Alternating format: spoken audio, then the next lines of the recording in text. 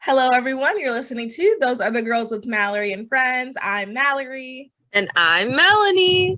And we are changing culture and bringing back traditional values.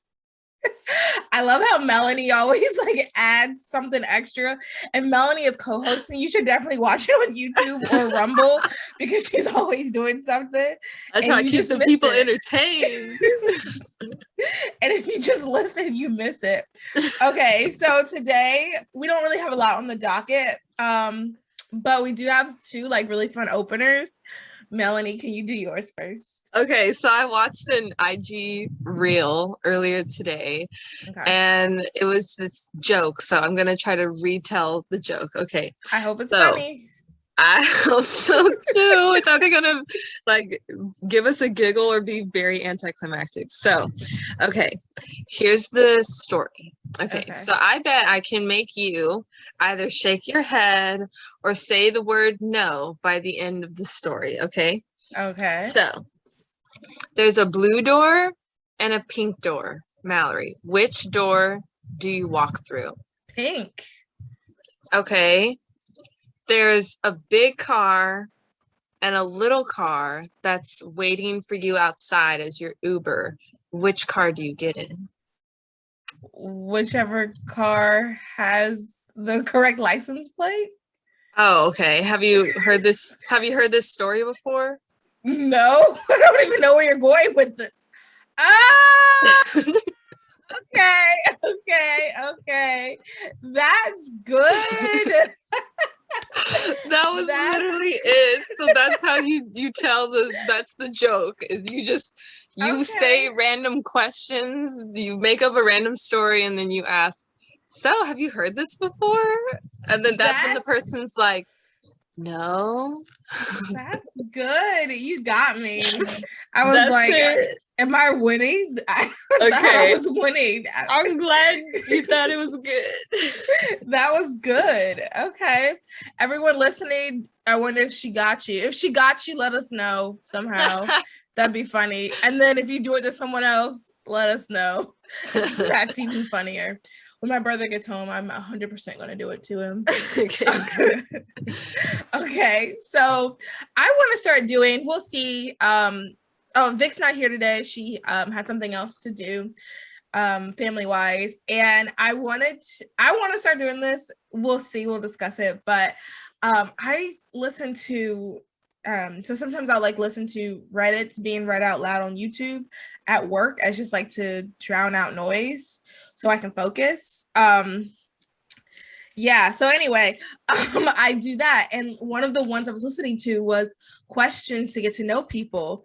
And one of the questions, I think it would be fun if we just did a question once a week, but we'll see. One of the questions, this is one of the questions. I'll read it to everyone. If you found a penguin in your freezer, what would you do? And it's a good way to see people's first reactions to things. So if you found a penguin in your freezer, Melanie, what would you do? I just think that's a really random question. But other than what's your personality type? I don't know. Yeah. No, but questions like this, another they said, oh, if you won lottery, what's the first thing you would do? Things like that. You can learn more about people. Okay, so, well, I guess my first question would be, is the penguin dead or alive? I would wonder how the penguin got there. And then I would do my best to safely take the penguin to my city's zoo in the hopes that there's a penguin. Yeah, in the hopes that there's a penguin doctor on staff who can analyze the penguin, make sure it's safe. Yeah, I don't know. Maybe I could call PETA or some other animal justice, and they could give me advice on what control, to do. I guess. Your city's animal control. No, I wouldn't call animal control. I would want the penguin I would want their health to be good, and I would either want them to be released back into the wild or go live a happy life in the zoo, which probably PETA would be against. But wait, so what would animal control? Would animal control hurt it? I guess that's right. I guess animal control wouldn't hurt the penguin. I don't know. I guess the first phone call would be to PETA or like some other animal justice organization. Be like, what do you recommend I do? Do you trust animal control? Because I wouldn't want them to kill the penguin and be like, it's too much work to save this guy. So that's what I would do. Okay. Are you gonna answer the question now? Yeah. Okay. Well, I wanted you to go, what would you do? But what would you do? I don't know. I was kind of scared this was like a trick question or something. There was like a riddle to it. No, it's a legitimate question. If I were to walk home and there was a penguin in my freezer, I would assume that it's alive in this scenario. And honestly, my first thing would be to like raise it myself, to give it a hug, to get fish for it, keep it in my bathroom, like calling somebody. Why would someone need to know? Well, other than my Instagram followers, that definitely she'd have an Instagram. And yes, I'm saying she'd have an Instagram. Like that was my initial thought. I didn't even think of the zoo.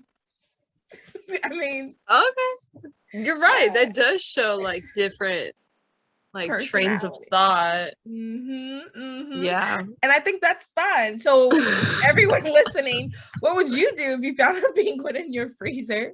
How would you handle it? Okay, so that's the opener. Anything you want to say about anything? Well, I mean, would you have to perpetually keep the penguin in your freezer in order to keep it alive? Would you buy a second freezer just for the penguin to be in there? Then I guess. Wouldn't the penguin suffocate to death inside the freezer? Well, I guess you'd have to. Air?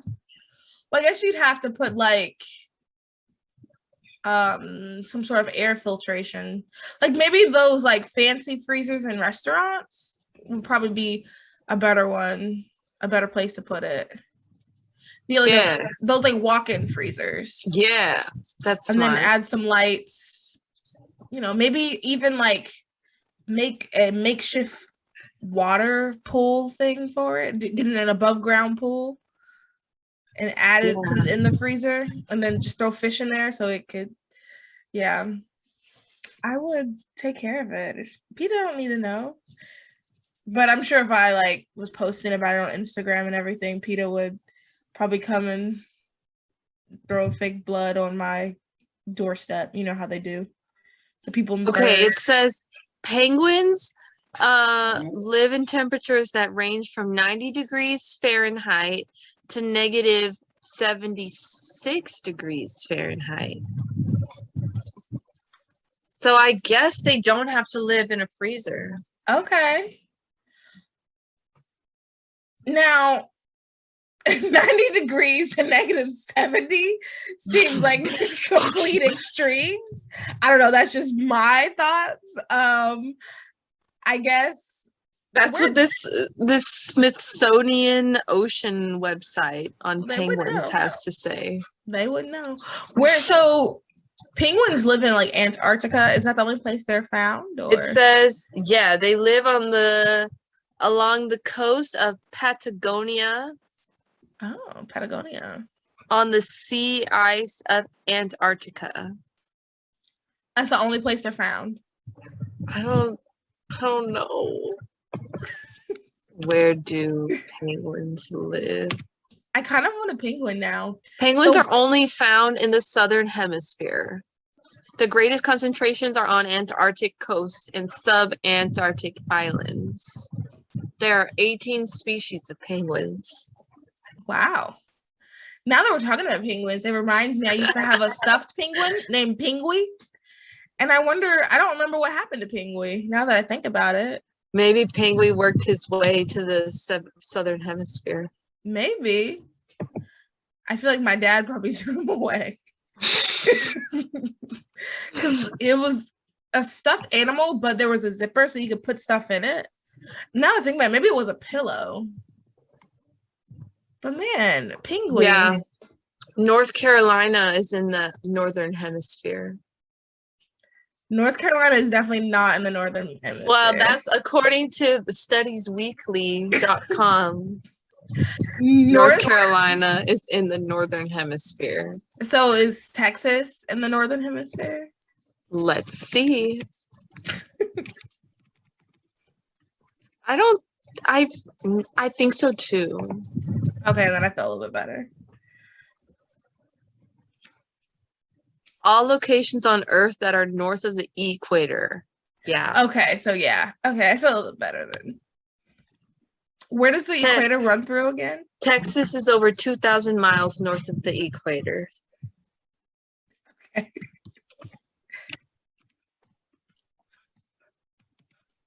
Let's see. The equator is halfway between the North and South poles.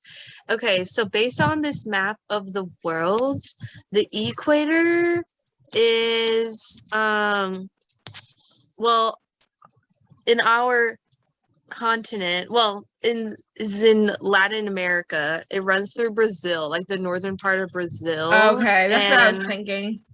Yeah. Interessante.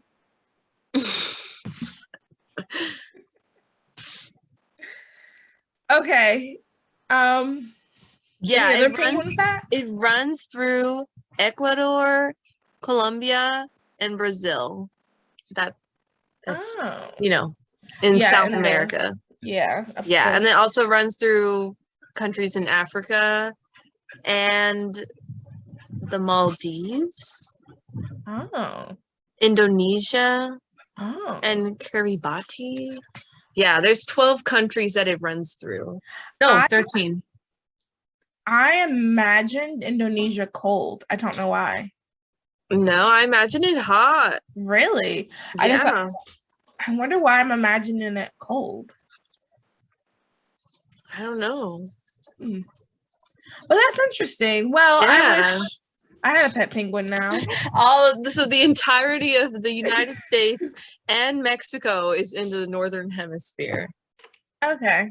Geography lesson, everyone. And all this came from the question of what would you do if you found a penguin in your freezer? Dun, dun, dun. Let us know. Okay. I guess we should just get into it. This will probably be a shorter episode. A lot has happened this week. Not really, I guess. A lot has happened, but there's some things I don't want to touch yet until we get more information. For example, the border situation, I don't want to touch yet until we get more information. And the Arizona audits, just so everyone knows, I don't want to touch yet until we get more information. The results came out today, but I do want to get a little bit more, today that we're recording. But I want to get a little bit more information before we even touch that. So are you ready for some tea? Clink.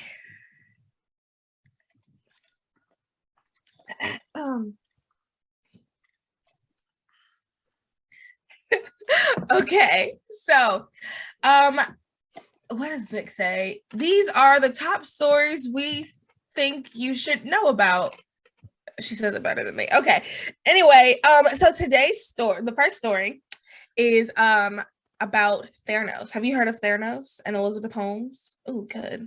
I want to do a full episode about this. But anyway, so Theranos is a company that claimed that it invented a machine that could test for dozens of diseases with just a single drop of blood. 5 years after Elizabeth Holmes' fall from grace, the firm's founder gets her day in the United States court. The United States prosecutors are out for blood, or more accurately, 20 years of jail time and nearly a $3 million fine for Elizabeth Holmes, the disgraced former CEO of Theranos, a once glitzy $9 billion tech startup that claimed it was changing the world of healthcare with one drop at a time. In her heyday, the turtleneck-wearing, raspy voice Holmes was hailed as a disruptive, I'll have to tell you about the voice in a second, as a disruptive genius and investor darling who claimed Theranos had created proprietary technology, a machine called the Edison. that used a tiny drop of blood to screen for a variety of medical conditions, touting it as the future of lab testing technology. Okay, so really quick, for those that don't know, I'm going to kind of like sum up what happened. I definitely want to do an episode about this because I find it very interesting and there's absolutely a lesson in regards to this. So essentially, this lady, Elizabeth Holmes, she created this company that said that it was going to do this one thing. She got billions of dollars. She even had like a little few things in Walgreens. I want to say even Kroger. I could be wrong. So don't, Walgreens for sure, but I could be wrong about Kroger. But the point is like two major like company or two major store brands had her technology in their store, and she got all this money. Turns out the things she said that it could do, her company could not do.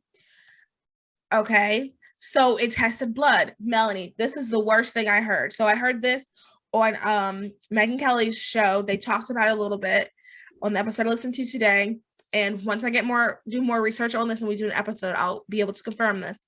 But so a lab was using her technology, and because it was faulty and it wasn't working or whatever, to test for blood, right?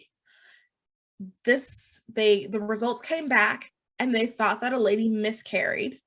So they were going to start doing things cut from her blood. They thought they could tell she had miscarried. So they were going to start doing things, you know, if you miscarry, you have to take different things to help you pass it, things like that. They were going to give it to her, but she had not miscarried. She went and got a second opinion. Thank God.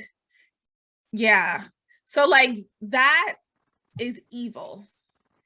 And so the thing about the voice is she used to talk with like she purposely would talk with a deep voice to make her seem more masculine. And she would wear the same outfit, like a black turtleneck, like Steve Jobs. I think because she was trying to be like one of the boys, but her thing, like that was her thing. Like she would make her voice deeper. I wish I could, let me see if I could find like the sound bite to play or something. Never mind, I don't think I can. But like a deep voice, she would like make her voice deeper, and she would wear like a turtleneck and like just turtleneck and like pants, because you know like I mean, if you come into my office, I'm wearing dresses and you know my hair is down, I have my high-pitched girly voice, hello blah blah blah, but that's not how she did it. Anyway, she's now on trial because she essentially cost all these for fraud, because she cost all these investors money and she could have really hurt people. What are your thoughts on this? Are you looking her up? Yeah, I'm looking up her voice. Okay. Yeah, look up her voice. Let me see if I can play it. There's a 30-second video that says her real voice. Okay, yeah. See if you can play it, and then maybe it'll play both. I think it was a. That's an ad. No, it was a clickbait. Oh. Okay, let me see. But I see what you're talking about, like with the turtleneck. Yeah, she did all this stuff. I honestly think she's just trying to be one of the boys, which, ladies, we are beautiful, wonderfully made the way we are. You do not have to try to be one of the boys. Let me see. Well, I think it's sad that like this is the reality we live in, of like wanting to be respected, wanting to be seen as an equal, so feeling like I have to wear a turtleneck and I have to lower my voice. And I empathize in a way, for example, like with my new car. Oh, yes. And I went, yes. So I'm a car owner now, ladies. Yes. So for example, today I went to buy some parts that needed to be bought, and I'm going to take it to be worked on tomorrow. And I purposefully like wore a baseball cap walking to the place. Like, I'll wear hats with the purpose of like sun protection, but today it was purposefully like I'm trying to, look like, why are you laughing? Are you about to like spit up your tea?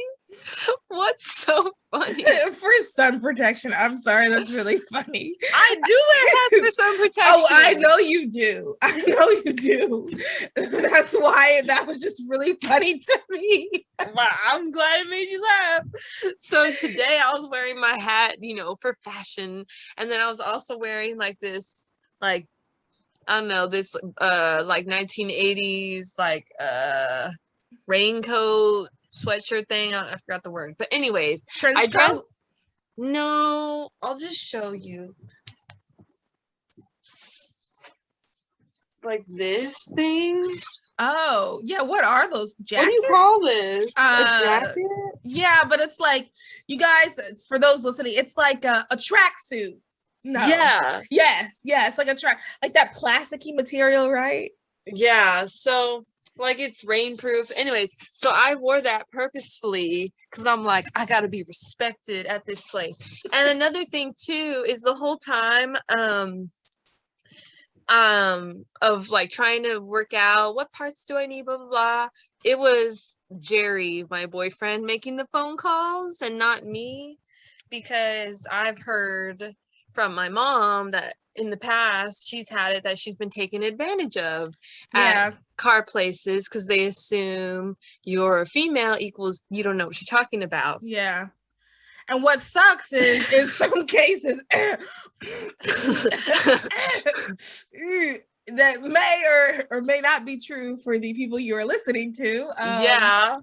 But like it still shouldn't warrant being taken advantage of and not treated as an equal. Right. So anyways, yeah, I'm just saying like I can relate to Elizabeth Holmes and her being like, I gotta dress a certain way to be like one of the boys. And yeah. Okay, I think I found a video with her voice really quick. Okay. So you can hear it. Ever since she became a national figure. Okay, that's not it. Ah! Okay. All right. I goofed. This is my time. Okay. Sometimes I just sorry, everybody. Yeah, like I'll make I can't do more than one thing. Okay. Elizabeth Holmes is the Stanford dropout. The tubes and tubes of blood that traditionally have to be drawn from an arm. But it turns out it may have been all an act, a put on to make her sound more authoritative. People who knew her before she became the Elizabeth Holmes with that baritone voice, many of them do point to the fact that her voice definitely sounded different beforehand. A professor who taught Holmes at Stanford remembers Holmes' voice as sort of high-pitched when she was an undergraduate student. Then came the big switch. She says with this low voice, I'm like, oh my. Okay, let me see if they're on. That's a low voice. Yeah. What? That must be such a strain on like her vocal cords. I know.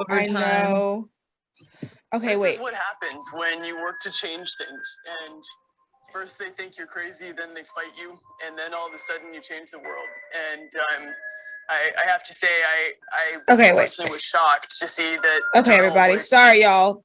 Here we go. This is what happens when you work to change things. And first they think you're crazy, then they fight you, and then all of a sudden you change the world.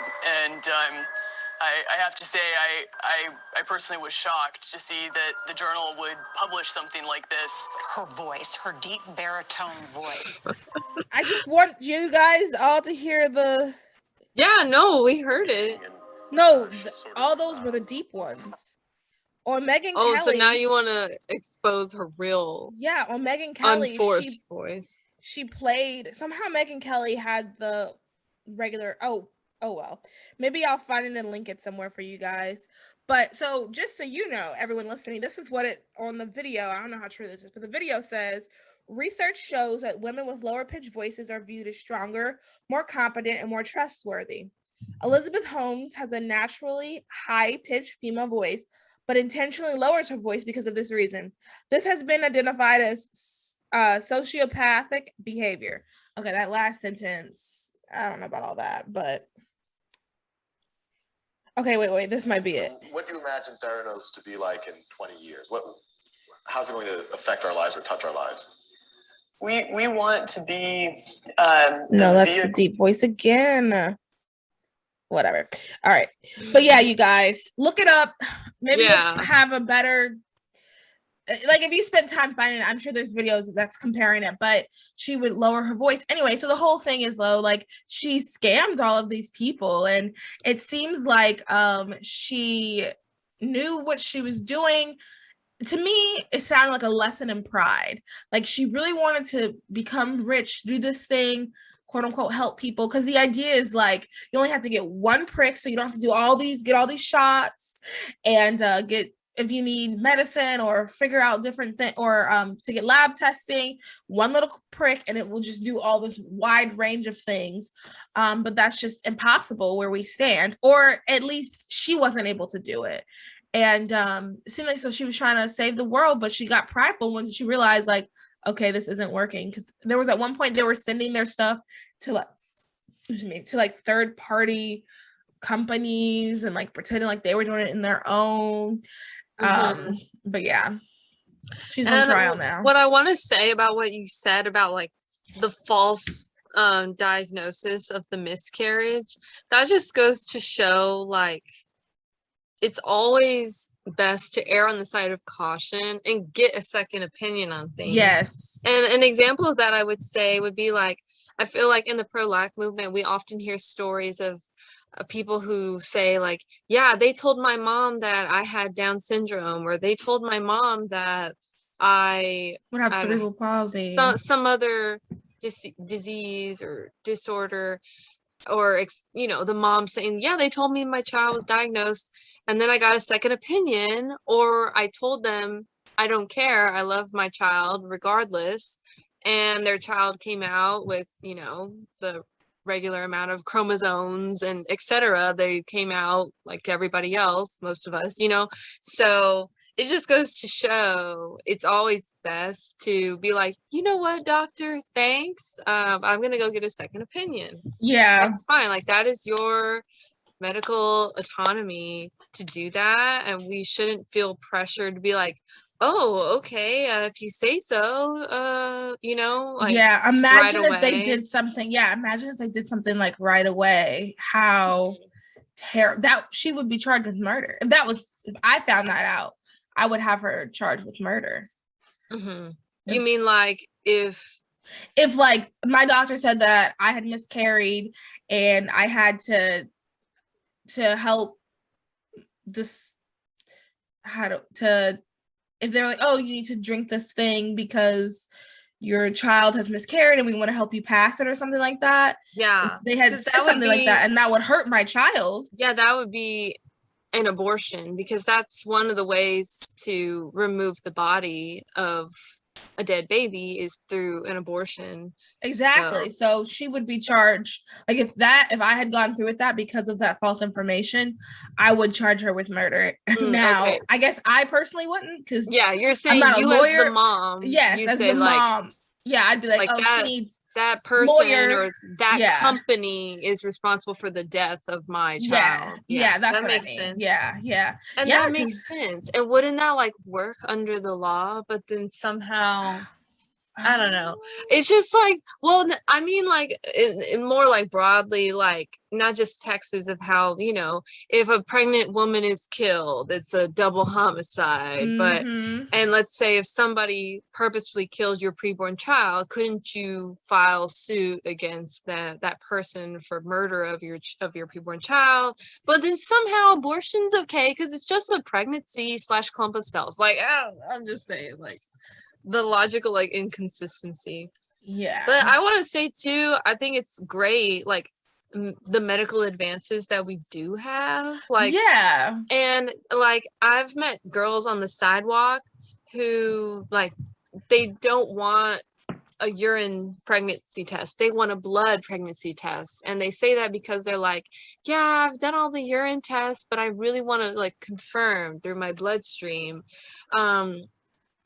And from what I know, I think with a blood pregnancy test, you can find out you're pregnant even sooner, I think so, than the urine. And I think it's more accurate. Like I think it helps you track, I don't know. Like you probably can't have like a false positive with, that's what I mean. Pregnancy test. Yeah. So, but that just goes to show, like, you know, with her system or device that she spearheaded, that there's flaws, you know. And I mean, this could be possible one day. It's just not possible right now. Okay, next story. Johnny Depp says that it's an injustice that he's the victim of cancel culture. No one is safe. Johnny Depp is saying this, y'all. Johnny Depp thinks that what happened to him amid his very public battle of Amber Heard is an injustice. Speaking to the press in Spain, the Pirates of the Caribbean star slammed cancel culture and issued a warning that no one is safe in the current climate. It's so far out of hand now that I can promise you that no one is safe. Not one of you. No one out that door, he said on Wednesday in the San Sebastian Film Festival, per Deadline. Depp and Heard both accused each other of domestic violence following their 2016 split. However, one second. A UK court essentially ruled in her favor when the actor's libel lawsuit against the Sun was dismissed, with a judge declaring it substantially true. Depp abused Heard. The actor has maintained his innocence. Okay, what are you thinking about Johnny Depp saying that cancel culture is real? It is. But I have to go back to Kanye, y'all. Like, I feel like cancel culture can't cancel you if you don't let it. And so that's just how I try to live my life. Like, yeah, it's a thing. Johnny Depp's not wrong. But I just feel like if you keep saying, like, forget the haters, I'm going to keep going. Then they can't bring you down if you don't let them. So I think first of all, I agree cancel culture has gotten out of hand. But here's a couple of things. I think that Kanye, unless Kanye literally murders someone, I don't see anyone fully canceling Kanye. He's too big. But I'll give an example of cancel culture, I think, would be like Shane Dawson. You know who that is? Why do I recognize that name? He used to be a famous YouTuber. I just discovered him like maybe. Oh yeah, Shane Dawson. I used to watch his videos. Yeah, back in the day. Yeah, I discovered him 3 years ago, apparently when he was fading out. But anyway, so an example, I would think cancel culture is what happened to him. He lost a lot of sponsorships, this and that. Oh, even the baby. You heard what happened with, never mind. Let me just use, people probably don't know who the baby is. Back to Shane Dawson. So like Shane Dawson he lost sponsorships. I'm pretty sure he lost his YouTube channel, all this stuff. Like, cancel culture can get you. And I do agree, like, if you just keep going, like, so I'm thinking, like, if someone tried to cancel me, I am a big fan of not saying anything. Like, I'm a big fan. There's times on my Facebook where, like, people I'll use an example. The most recent thing, something happened on my Facebook. I said something. I didn't think what I said was wrong. People said they felt shamed. The people who said they felt shamed, I respected them. So I apologized. No, I said this was not intended to make anyone feel shamed. And I left it at that. And then I just didn't respond to anything else anymore. I'm a big fan of just don't say anything. I think that if you don't say anything and just keep moving, I think you can avoid being, like you said, like, I think to a certain extent, and depending on what you did, you can avoid being canceled. I will say, if I had sponsorships and people started pulling my sponsorships, like messing with my, as they say, my coin, okay, then I think that's a little bit like, okay, like, I think that's a good example of being canceled. But like, if you just say something that's kind of out there, maybe apologize once, maybe correct it if people misinterpreted it, and then just be silent. So what did he do wrong? I'm reading that like old content of him resurfaced about like racism comments and I don't know comments about minors. I just know he used to do silly videos about like investigating Chuck E. Cheese and stuff like that, and I'm just like, ooh, what's this? Yeah, I mean, but see, he's still going. He's still on YouTube. Barely. He just came back like a couple weeks ago.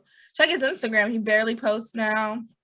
But also, I think some of that is his doing. Because there's been people who cancel themselves, which I think people who cancel themselves in my head, I'm like, I think they're just burnt out. And they're like, ooh, this is my way out. Oh, dang. He has not posted on YouTube in a year.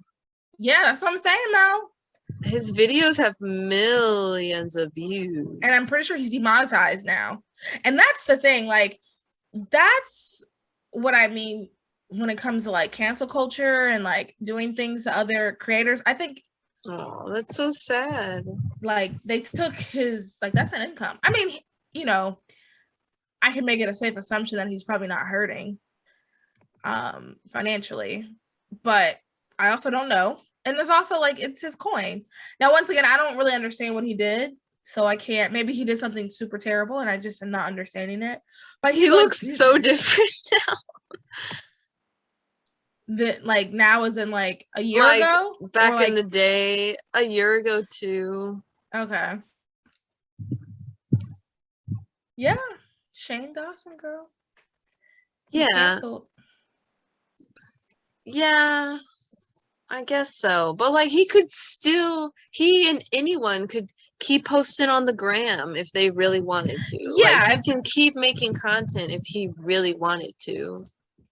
I think my thing, not saying that you should post only if you're getting paid, but I do think that like if I was doing the level of videos he did and I was not getting paid, like doing videos for a hobby, but like this man was putting on like full on productions pretty much. Yeah. If I was doing all that and I was not getting paid, and then if you're doing all that and you're not getting paid, I'm assuming you have to have another job. And let me tell y'all, having a full 9 to 5 and trying to do a podcast that puts out 2 episodes a week, as well as that's already hard enough. I don't even edit our stuff. I can't even imagine having to sit there and edit these full length productions pretty much. Yeah. So I don't know. I think but I do think it's good that people are starting to talk more about cancel culture because, like I said, like when it starts messing people's money, I think that's really wrong. I think that hurts people. I don't see, that's just, it's wrong. Now, you know, people do things. So, for example, if you follow me on Instagram, you'll see that I deleted and gave a 1 star to OkCupid because of some of the things. Have you seen that yet, Melanie? No. So, on my Instagram, go check it out. And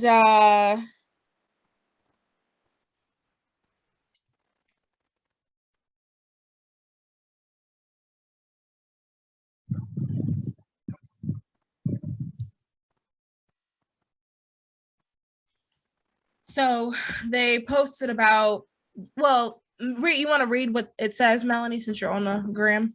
What you posted? Well, read what on the poster. Oh yeah, I heard about this.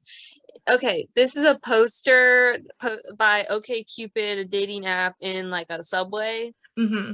It says it's okay to choose to only date someone who's pro-choice.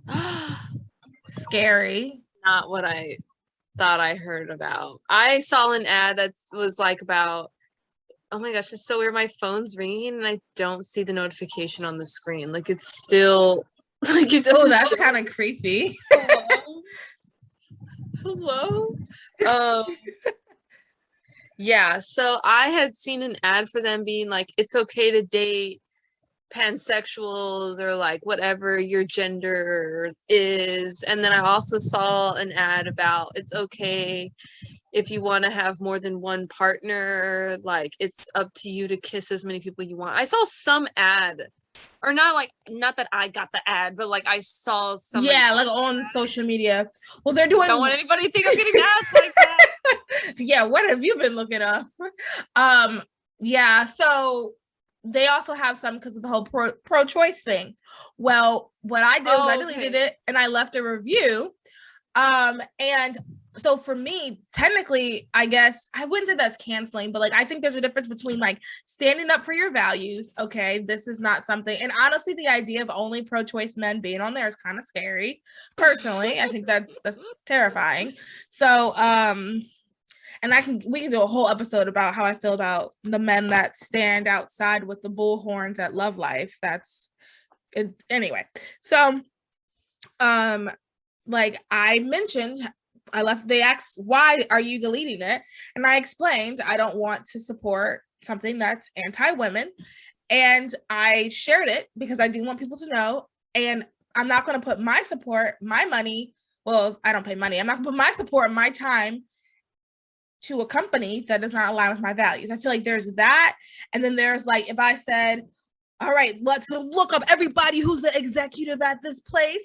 And then we're going to go stand outside of their house with pitchforks and say, you hate women, you hate women. We're going to get groups and we're going to do it for 24 hours. That's a whole nother thing, you know, like I think, because also too, I linked abortionprocedures.com. Hopefully whoever reads it will check it out. Who knows? You never know. So someone's heart could change. It's possible. I don't know, but someone's heart could change.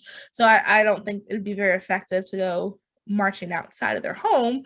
But I do think like there is some credence in standing up and saying like, hey, this is not what I believe in.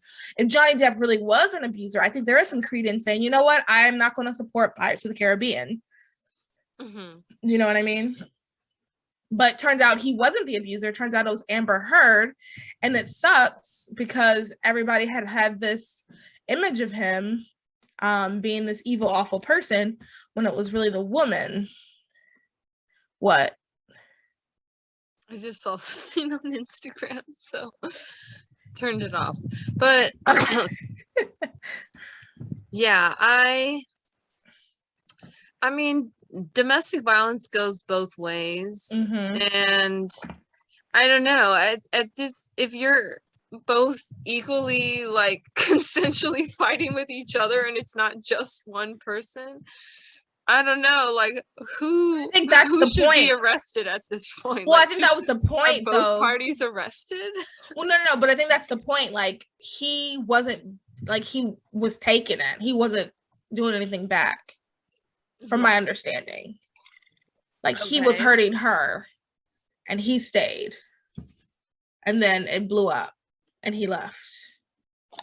He was the abuser? No, she was the abuser. Okay. But we all assume, I'm sorry, people, not we, people assumed it was just him or it was him in general because he's a man. Mm-hmm. But the courts and with proof, I think there was something like, she like, I could be completely wrong, but I think she like peed on his pillow at one point. Hello? Like did something outlandish like that. She did something outlandish like that. And he just kind of didn't like like she was doing all the crazy stuff, but we just assumed because it was a man and a woman. Yeah. Cancel culture. Anyway, that we kind of stopped talking about cancel culture for a second. Anything else you want to say about the story? Well, I definitely wanted to like talk about like when a person is in an abusive relationship, like you don't see it when you're in it. And obviously we as outsiders, we can look at a couple or we can hear a story and we think it's so easy to leave or in that relationship. Right. But like I said, when you're in it, you're you know, horse blinders are on. You're like, you know, what's the expression? Like you're like green goggles or like your glasses are on, like you know, like that's blocking reality. I don't know the expression. It's a quote from BoJack Horseman. When really? You have red glasses on, when you're wearing red goggles, when you're wearing red goggles, all the red flags look just like flags. Let me look up the exact quote. I know. That's deep. I told you to start watching BoJack Horseman. I told you. Scared I'll get depressed watching him. I had a classmate once who would always talk about how, like, in the Wizard of Oz, in the Emerald City, everybody wore green glasses and everybody thought that everything was green, when really everything wasn't green. They were just wearing green glasses or something like that. Or maybe that's in the Wizard of Oz book. But yeah, again, the analogy is like, you know, when we have these horse blinders on, when we're blinded and we can't see anything and we think we have rose tinted glasses. Rose tinted. Yes. Okay. So here's the quote really quick. When you look at someone through rose tinted glasses, okay, sorry, y'all. When you, I thought I had, okay, here it is. You know, it's funny. When you look at someone through rose colored glasses, all the red flags just look like flags. Yeah. Remember that, ladies, and those other guys. Yeah. Shout out to Jerry. It's true. Yeah. And, you know, just to wrap this up too, I think as friends, we should also be there for our friends. And it is hard watching, because I have an acquaintance, I wouldn't say we're friends. I'd say that we knew someone that introduced us, who is in an abusive relationship, and she even went to the police, had a court date, and then turns out now she's back with him.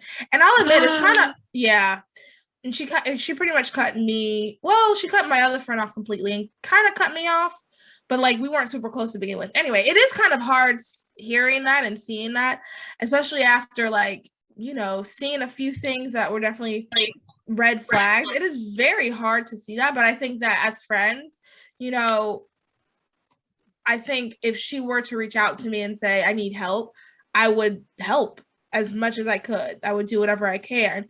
But I do think, you know, it's just being there for someone. I mean, if your friend cuts you off, they cut you off. Like, there's not much you can do about that.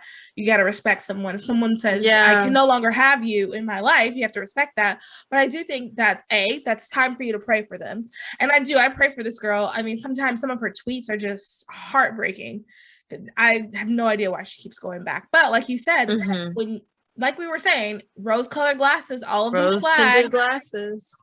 Look just like flags. All these red flags. But it's important too, even if you get them mad, to call things out, or, you know, get them help, because you can potentially save a life. You can keep someone safe. Yeah. And two, even if they're mad at you in the moment, it can be one of those things that later on they say, thank you for saying something. Like, thank you for, you know, caring about me enough. Even though you knew I was going to get on you, that you still said something. So, yeah.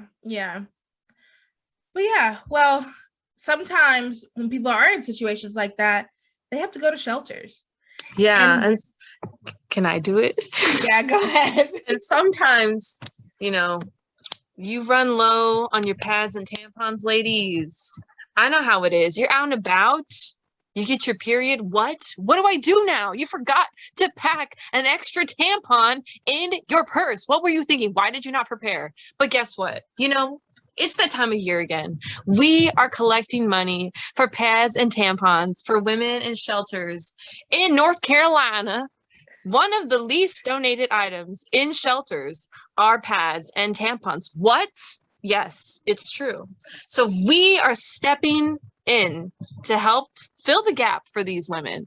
Last year, the goal was $200, and we exceeded that goal, ladies, and we bought 792 pads and 296 tampons. That's right.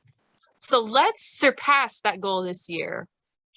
Acts 20, verse 35.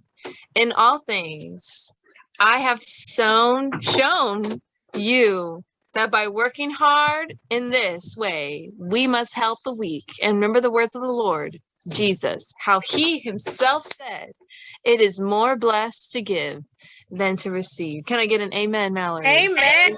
Amen. man. Amy from Jerry. Okay. That was good. That was good. Hey. Are you done? We have one more article we're going to talk about. Yeah, and then we'll wrap it up. Hello, everybody. Just wanted to say that Kingman Lee, that's his last name, right? Kingman Lee? Yeah. Yeah, that was a great episode. Oh, Kongman Lee. Yeah, that was a great episode. Thank you. I'm glad you... I appreciated the shout out. You want to talk about this last article with us? Yeah. Okay. Yeah. Okay. Just came back from Austin. Oh, nice. So we're kind of talking about something. Are we allowed to say that you... Yeah, I work as a pro-life lobbyist, so I definitely was tracking this today. He was so just I want to hear what you have to say then. And this is news to me. And I want to brag about Jerry really quick. For those that don't know, he's like in the picture of all the pro-life people that helped with the bill. Like if you zoom in the back, you see him. I mean, I'm there. Yeah, I was there to show support. He's in. Okay. Anyway, Jerry is a really cool person, and he is doing a lot for the preborn in Texas. We need more Jerrys around. Thank you. World. It's not a common name, but so is this what y'all are talking about? Definitely a common name. Yeah, I have an uncle Jerry. Why would you say that? My dad's name is Jerry. My dad's insurance guy's name's Jerry. I swear I met another Jerry like today. Okay, well, anyway, so our next story is the House just passed a bill meant to counter the Texas-style abortion ban. Boo. Boo. The U.S. House on Friday, which is the day we're recording, approved a bill that Democrats say will protect a person's access to abortion. Passage of the Women's Health Protection Act, I'm using quotes for those that are listening. See, I got all caught up and I lost my place. Okay. Passage of the Women's Health Protection Act to floor is a response to a Texas law that essentially bans abortion after 6 weeks before most people realize they are pregnant.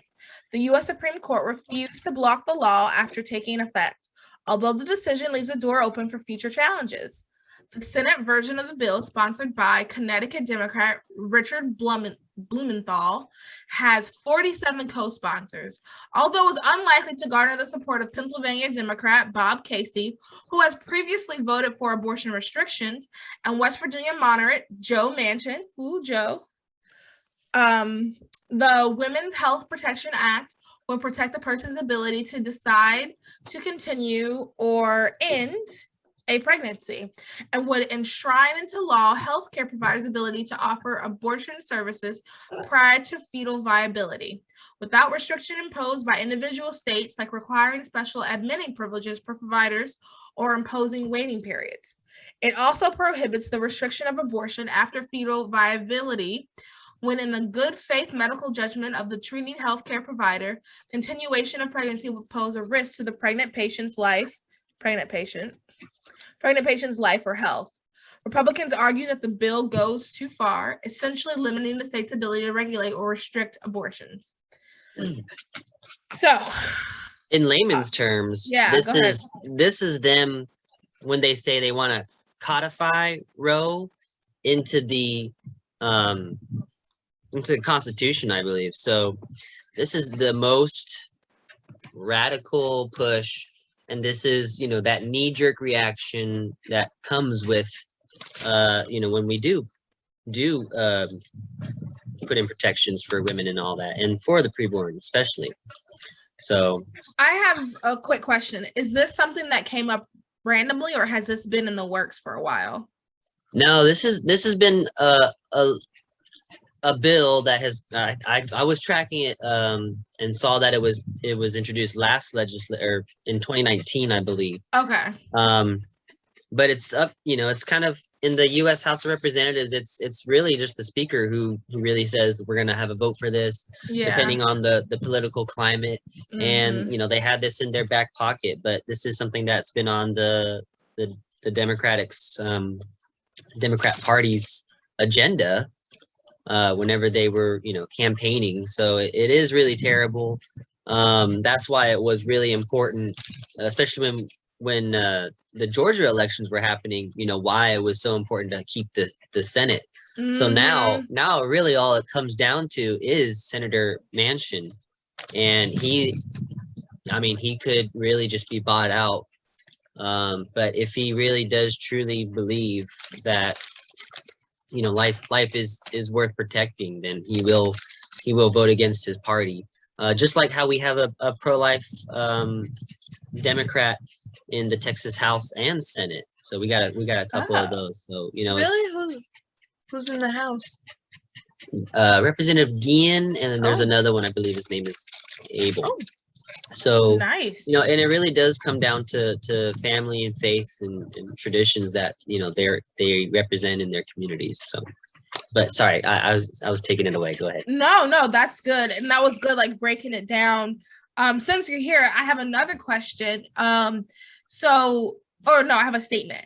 This is, I'll say, a positive out of this shows that like what happened in Texas really is scaring them. So it shows that like, because there's sometimes I feel like we do different things, or like pro-life legislation passes and like, pro-aborts don't really say anything because they're like, that's nothing, we can get around that. But I feel like them, scrambling, it feels like almost to put something to, well, you said it's been here since 2018, but like you said, she can pick and choose what they vote on. So like them pulling this out, like it just shows that they're kind of like, they're nervous. There's a puppet master at play, it's all contingent. But what I wanted to comment on that is how you're saying how she brought it up. It is because of the Texas heartbeat law, and in a way, they see that other states are gonna be, Florida's already introduced it. I was gonna say, other states have said, look, it works. Like let's roll with this. Let's start protecting preborn life. But the one thing that I do want to comment, and this is something maybe an entirely different subject or another episode, but on my drive down here to San Antonio, I was watching the results of the Arizona audit. Oh, okay. Wait, pause. Sure. We're going to do... Okay, so I want to talk about that when we have more information.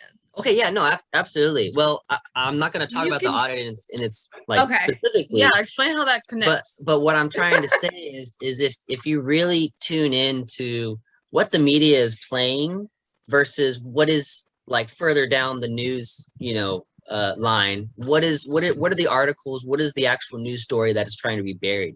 Because I learned early on, I think this was during the 2016 election, is that there will be stories that sensationalize something and distract us from what is actually going on that's important, that's going on in the government.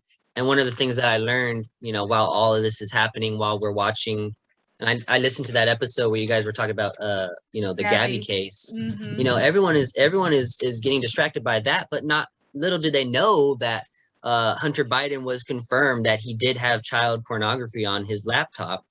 That was a story. The other story, I'm trying to remember, there was just so much that was going on. And then I see the audit going on and I'm just like, okay, well, how come this is not, making headlines? I saw today that the results came out and I was like, oh, I didn't even know they were doing it. Yeah, there's another important story that I remember. I think honestly, the Democrats that are in power in Congress and higher up leadership, they're seeing maybe the shift in political and something, they're looking ahead, which is why they're trying to push all their radical agenda, before something happens, like all the states audit and the truth finally comes out. I'm no conspiracy theorist, but I am someone that recognizes, look, they're doing something over here, but really it's, they're just trying to distract us from the real news. And I think, what's his name? Ricky Taylor. It's just like what Ricky Taylor makes his TikToks about. He'll be like, he'll do this funny dance. So funny. And like, he'll be like pretending like he's the media distracting us. And then, yeah, you have to watch it. And honestly, if anybody like knows him or just like I said, we need to have a messaging campaign. Say, come on the broadcast. He'll pretend like he's like let's say like the real stories behind him. but he's like, hey, look over here. And then he's like, and he like does like a sexy dance, like he's the media trying to distract us from the real story that's happening. Okay, I guess I'm gonna have to follow this guy because I feel like you bring him up a lot lately. He's so funny. He like hits the nail on the head. Hits the head on the nail. I love you, Mickey Taylor. Back I'm gonna have to follow him. Y'all are really hyping him up. I hope he's funny. But yeah, I think you also made a very good point that they do. So okay, like we talked about in the episode with Gabby, we were saying how like someone commented it's distracting us, and I do think that. So this is what I think. I think that everyday Sarah, who finally got her dream job to report the news, isn't trying to distract you. I think like maybe people in the back are. So, but like everyday Sarah sees a story, it's like, ooh, this is good. Like this is interesting. So she'll like talk about it, and then it will grab people's attention. So then they'll be like, oh yes, good job, Sarah. Or they might even show Sarah. But my fear of always saying like the media is distracting you is like, Sarah, who finally got her dream job to be the news anchor, doing that. But I do think they could, or maybe, or may not be in cahoots. But it's definitely more of probably producers, owners of the media companies. Because there's only really, isn't it like 6 media companies in the entire world? Local news is not local, and I'll send you a video. Maybe you can like put in the description for people to watch. And it's Are you talking about the one where they do the and a blah blah blah blah blah? Yeah. It's just all repeating the same script, and it's so scary, and it really like opens your eyes of like, wow, there is a narrative, there is stuff that they're pushing, and people. Yeah, I mean, I'm not to say it's not true or anything like that, but the possibility is there. So, and I think really quick, sorry on this. I think what also like makes me like nervous, I guess, with all of that is like, I'm nervous of not knowing what I get nervous thinking about. Okay, they're trying to like tell us or hide something from us, so I have to figure out what it is. I have to know, and then I get like caught up in like, oh gosh, me caring about this one story means they don't care about this. But it's not that I don't care about it, it's also that like I don't know about it because they're hiding it. So then I'm like, I have to hide it. I think I just get all like, I gotta figure it out. And I think that's why like, yeah, that'd be a good question to ask your listeners is, how do they consume their news, and what do they consume? Is it from social media? Is it from the mainstream? Is it from, online news articles? Because I think we need to better ourselves. I agree. Responsible, like, information takers. Yeah, I definitely know I need to do better. I get a lot of mine from, I don't want to say social media because it's usually articles from other news sources on like Twitter and Facebook, but I do want to be better. Like I want to have more diverse, because I get a lot of right-wing news. I'll admit that. Like a lot of the stuff I consume is right-wing, and I want to have a good balance, because I mean that's how you can make more intellectual decisions. Even though I do watch world news, which to connect that back to what we were talking about today, David Muir, he's the host of World News Tonight. He said, he was like, yeah, and it's probably not going to pass through the Senate. So the fact that he thinks it's not also makes me feel better, because he's on the left. So the fact that he thinks it's not kind of makes me feel better, because that makes me think that like they're afraid. So, that's good. Yeah, I want to say too that, because I know in this article it says, in the good faith medical judgment of the treating healthcare provider, continuation of the pregnancy would pose a risk to the pregnant patient's life or health. So it's saying like that through this new bill that the House is trying to pass, it would prohibit restricting an abortion, I guess, in the case of life of the mother.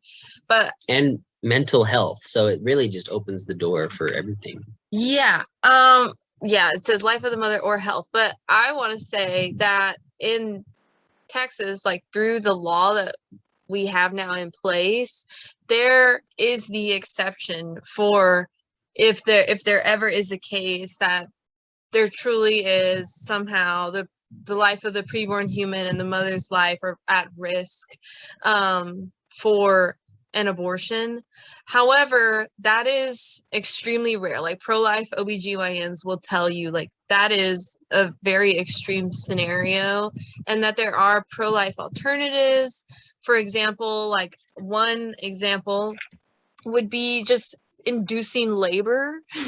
Instead of an abortion, you can induce early labor, and or you can perform a C-section, if inducing labor is not possible. So that's one or a couple alternatives rather than abortion.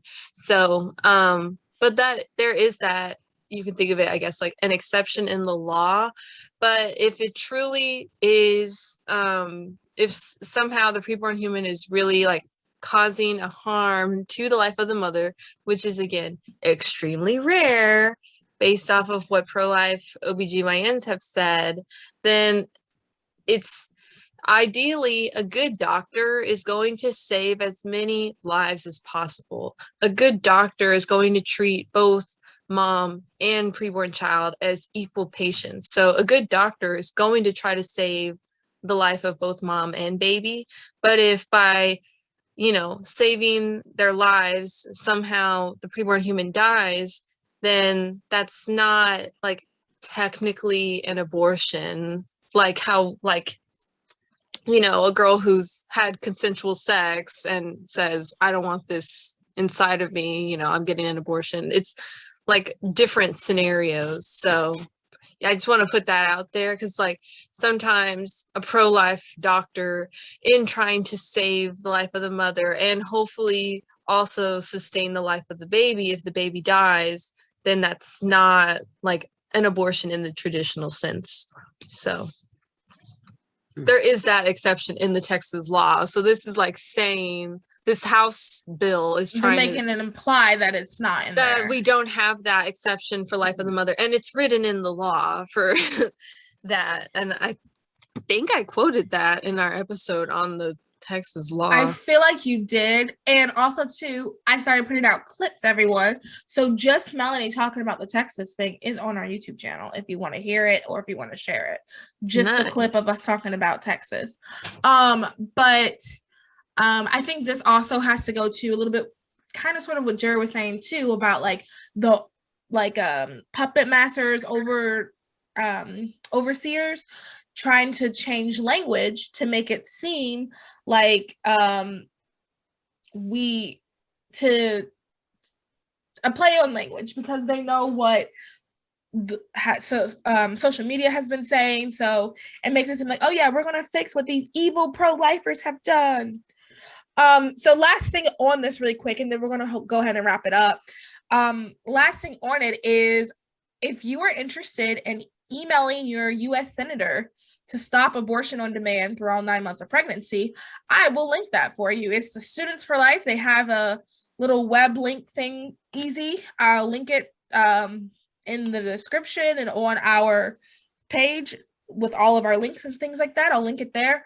And it's just easy to let your senator know, because this is something that we really, really need. And even if you aren't necessarily super pro, even if you're like, well, I think there should be exceptions for blah, blah, blah, I think we can all agree that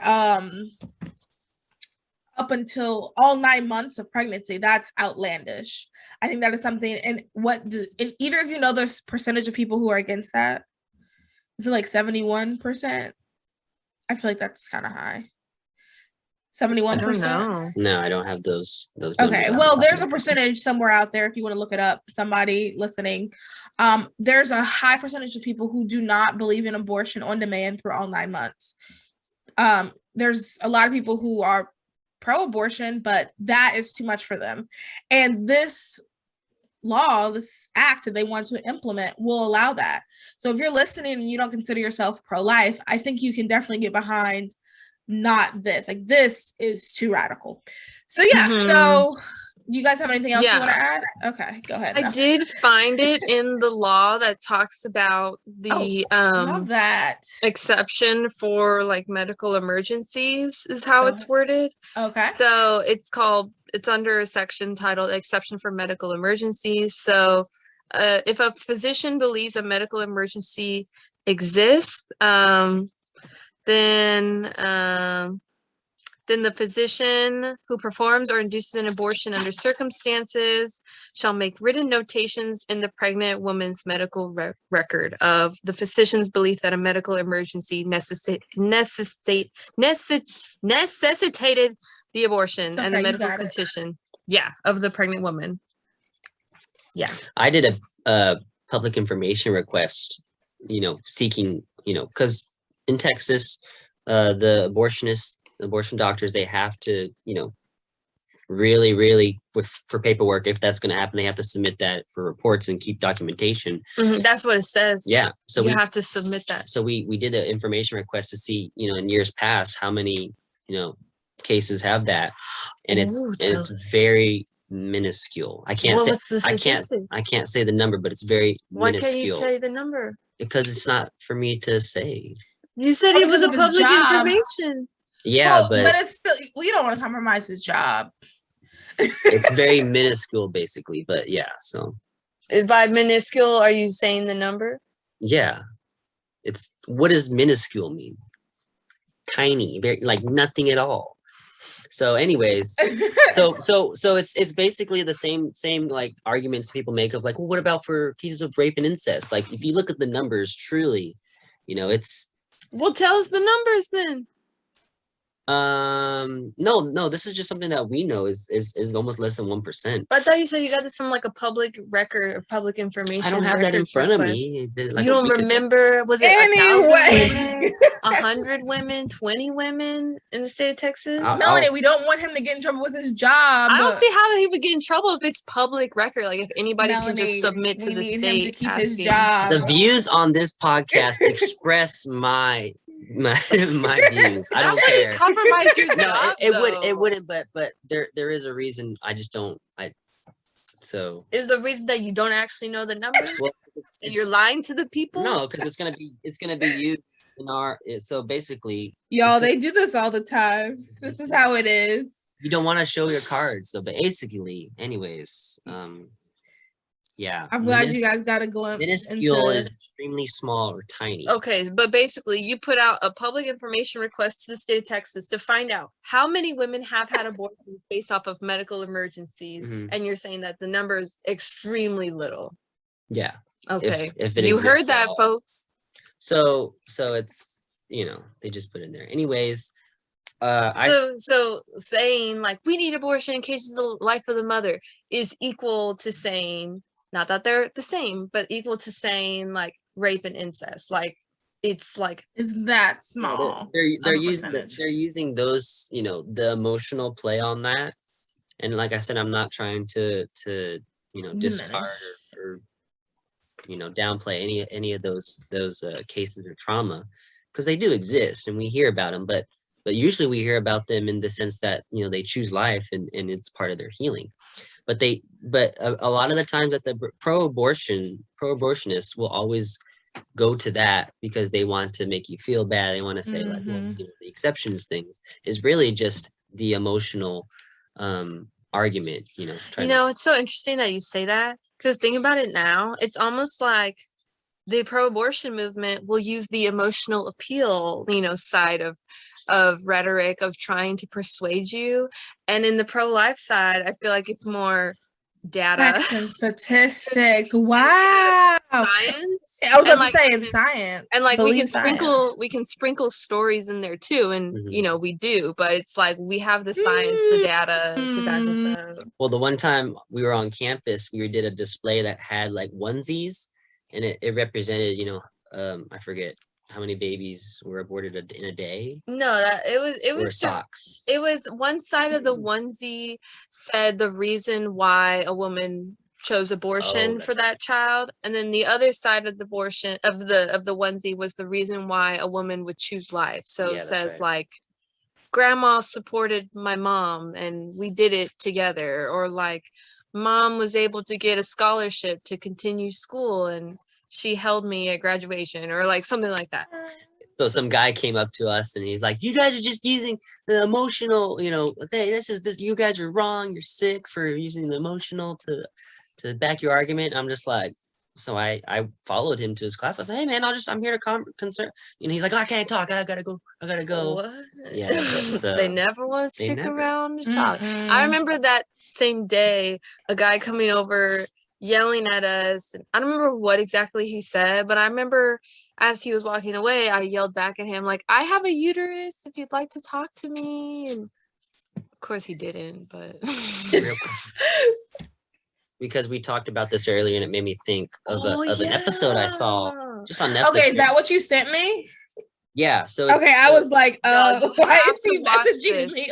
You have to watch this. It is so good. Yeah, it's on Netflix. Okay. Yeah, it's on Netflix, and I understand not to be supporting Netflix and everything, but this is what we call opposition research. But there's some good stuff on there.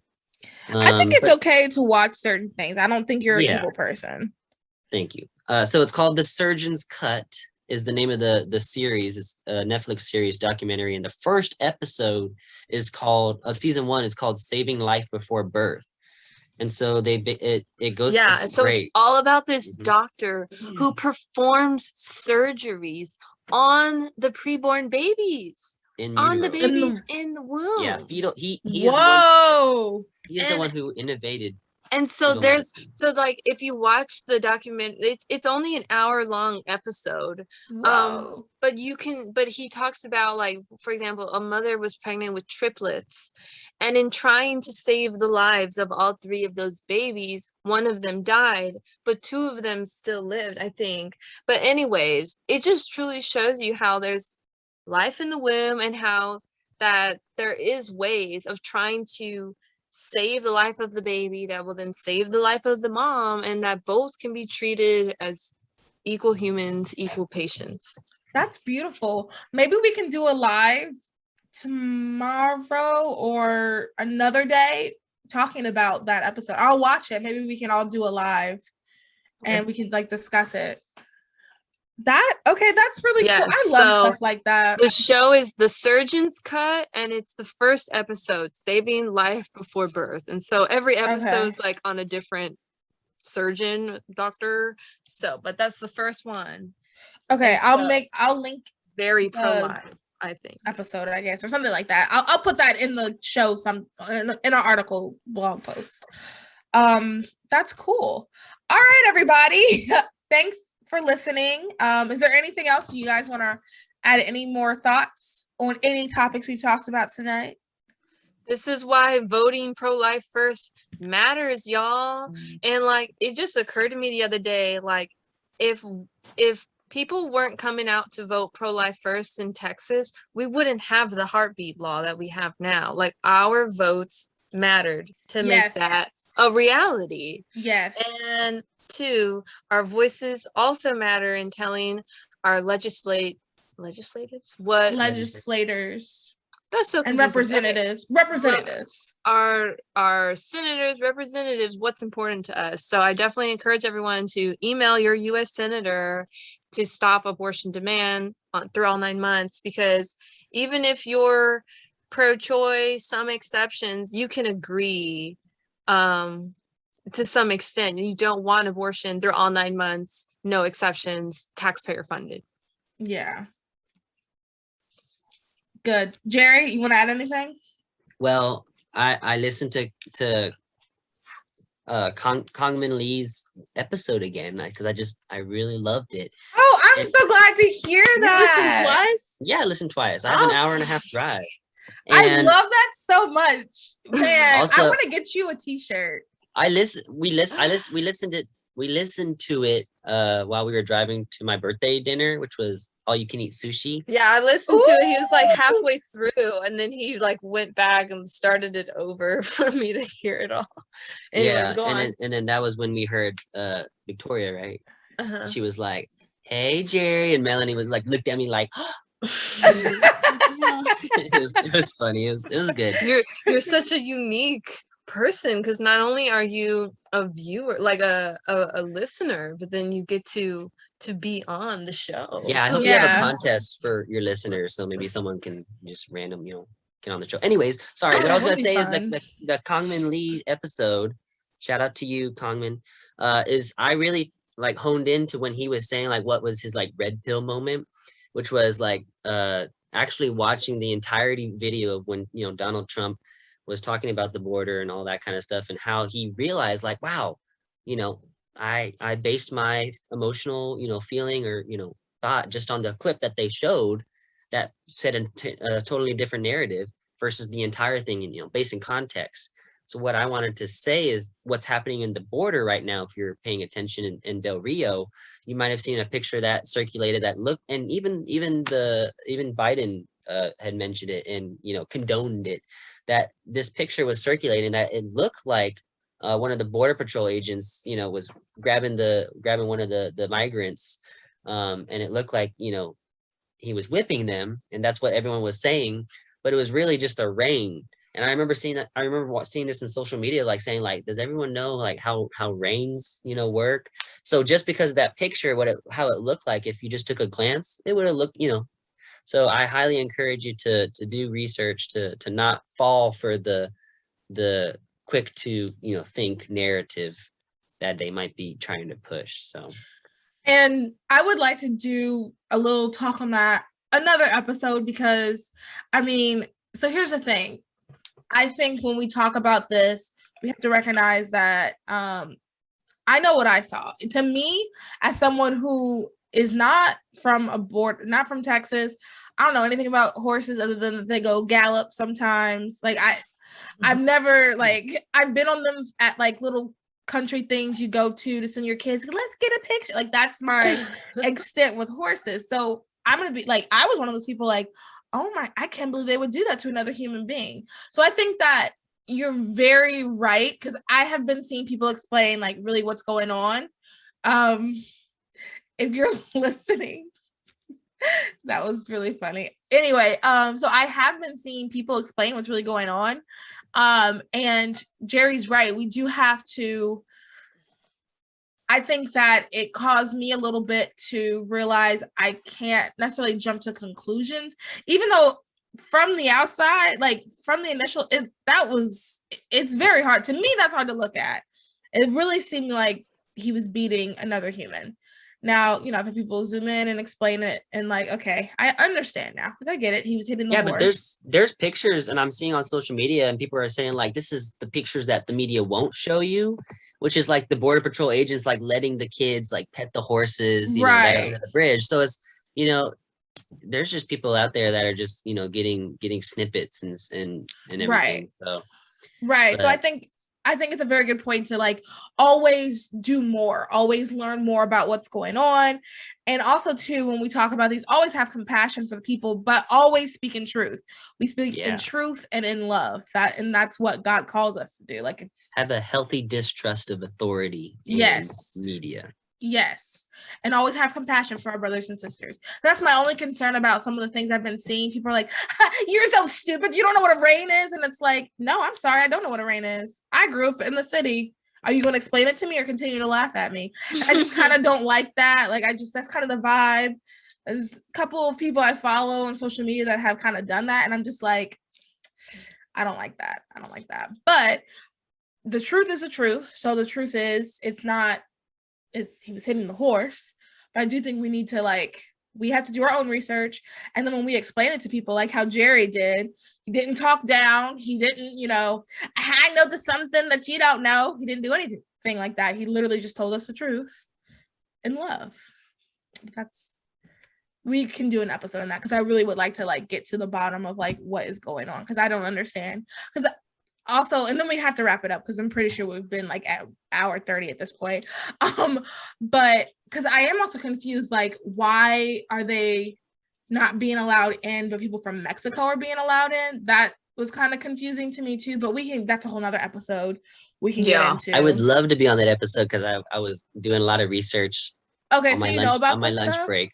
Yeah. Oh, perfect. And I just follow a lot of social media accounts of independent reporters down there in the border, Perfect. Yeah, so I'm pretty well tuned that there's probably things that you won't find in articles posted online, because like this is what is literally on the ground reporting.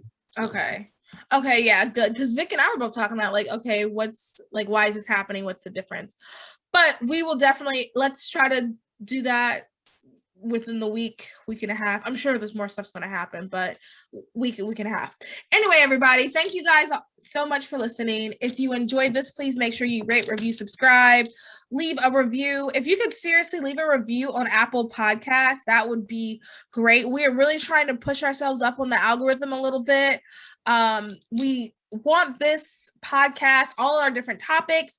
I mean, Jerry's going to tell us some stuff soon that you're not going to see on regular social media. I got the tea. Yeah. We want to get this information out there. So the only way we get this information out there is if you, the listener, shares it. So seriously, please, please, please share it, tag us, rate, review, subscribe, comment, share with your friends. I think this is another good one to share with Liberal Lizzie. Get Liberal Lizzie to fill out the the email information for the U.S. Senator, because I guarantee you the average Liberal Lizzie, she's not going to want abortion on demand through all 9 months. The average human doesn't want that. So this is a good episode to show her, send her the email. Also, to make sure you're donating to our donation thing. Why am I calling it to our GoFundMe for the feminine products? For the feminine products, please make sure that I listen. Thank you. Please make sure you're donating for our feminine products. We really do want to get some pads and tampons. In our next episode that you guys will listen to, we'll actually be talking about period poverty. So it's a really good episode. And I think you guys will all enjoy it. All right, everybody. Bye. Bye. Bye.